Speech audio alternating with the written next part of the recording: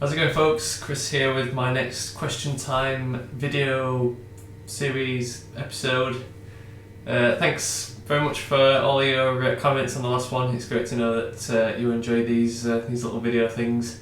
So I've got a bunch more questions and some news posts, so let's get on with the show. Okay, first question is from Victor. He asks, how do you work out deals with your affiliates to offer discounts on their services with your premium content?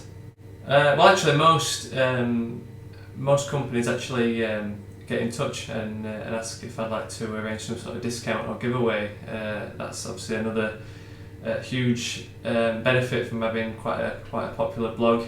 It all goes towards that that exposure that it's kind of developed for me online. When I first started it, there was a few companies that I knew of that I got in touch with to ask if they'd be interested, such as Woo Themes, Go Media, Designius, to name a few.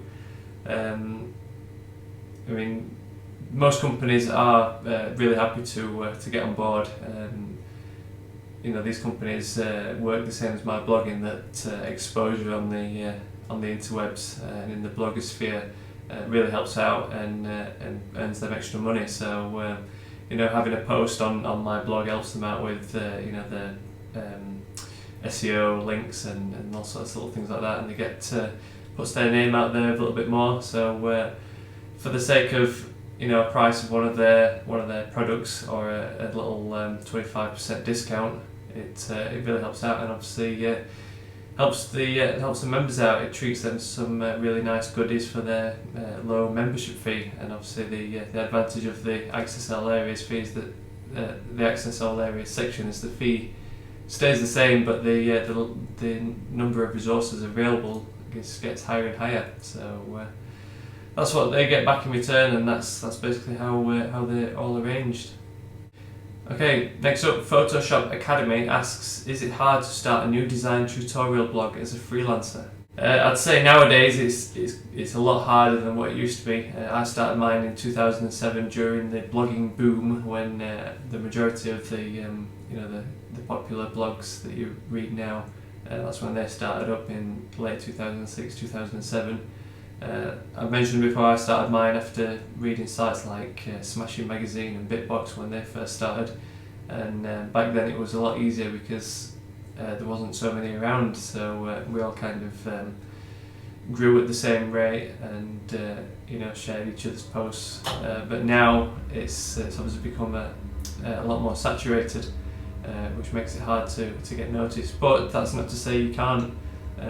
As long as you're coming up with interesting and useful topics, things that help people out, maybe even do something new. I know video in particular is something that's not really, people don't really do much with it in the design community. I know a few people have played around with it, including myself. As you can see, I'm doing these video series. I think a lot of people enjoy video content because it gives like a connection to the person behind the camera, more so than what text tutorials do. So to answer the question, yeah, it's hard to start a new tutorial blog these days, but it's not to say you can't do it. An example there is quite a different sort of industry, but it's kind of the same thing with my new gaming channel. A few of you know that started recording my Xbox gameplays and posting them on YouTube. Now that sort of community and industry is absolutely huge. It's jam-packed with people of all ages really posting gameplays and doing commentaries, and there's the pros, the big boys over there, such as the machinima directors, are making some big money from it. So that's another difficult one to get into, but it's something that I've found as a new hobby. It's something that I enjoy, and that's basically what you need. You need to have that passion to be able to just keep doing it, no matter whether you're getting the views, whether you're earning money from it. As long as you're enjoying doing it, that's the main thing. You just keep plodding along and pumping your stuff out there, and over time you'll get noticed. And finally, this week I've kind of taken a comment from the YouTube post of the last video, and kind of revised it into a question. Tales of War made a comment about asking if I'd do more video tutorials, and I thought I'd explain why I don't tend to do tutorials too much in video format. I know a few people have asked me by email in the past, and it's basically because of the well, partly because of my brain to mouth connection. I struggle to design something and talk at the same time. Definitely not a multitasker, but also it's kind of the method I use to create my tutorials. I'll create the design first, and then I'll go and dissect it, and in order to take the screenshots. So obviously that's not going to help out too well when trying to do it by video, because the first time I create it, I go off in various different directions, and I'll do something, then revert back, and then try something else. And if you're recording that on video, it's not going to help anyone. It's just going to confuse people and not flow very well. So it doesn't really suit the way I write tutorials. But I might look at doing some some small tutorials, things that I know exactly how to do step by step.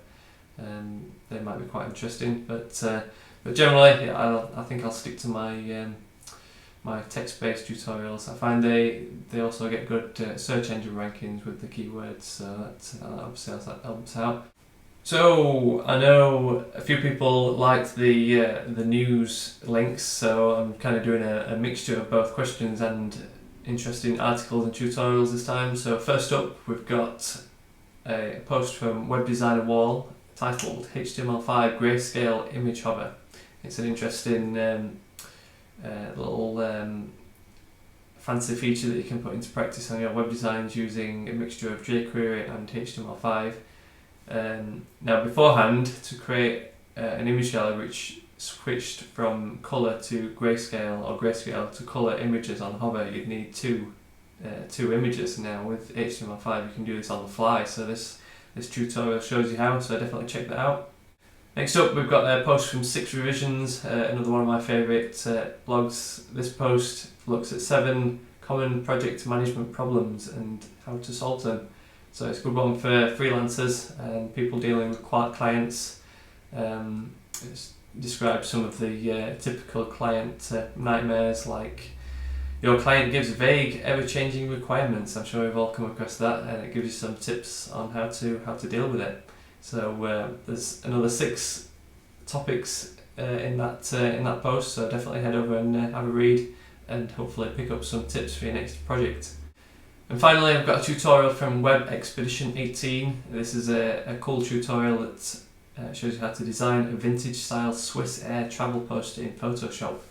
It's quite a cool design based on the Matterhorn mountain. Basically, the tutorial shows you how to mix various patterns, textures, and generally lay out a poster to create a cool retro style. So I'm sure you'll all enjoy that, because it's quite a popular trend at the moment, the whole retro scene. It's been a personal favourite of mine for quite a while, and it seems to be coming into vogue at the moment. So yeah, check that out and have a go at it and pick up some new tips. So that's all for this episode. Another lo-fi approach with my eyesight. Dick.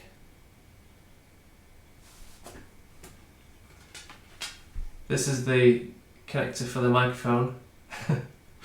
It's not actually plugged in, so this this episode, the audio on it might be a little crappy because it's recorded from the built-in mic. We'll see how it is. Hopefully I don't have to re-record this. So if you've got a question for the next one, drop me a comment and I'll catch you all later.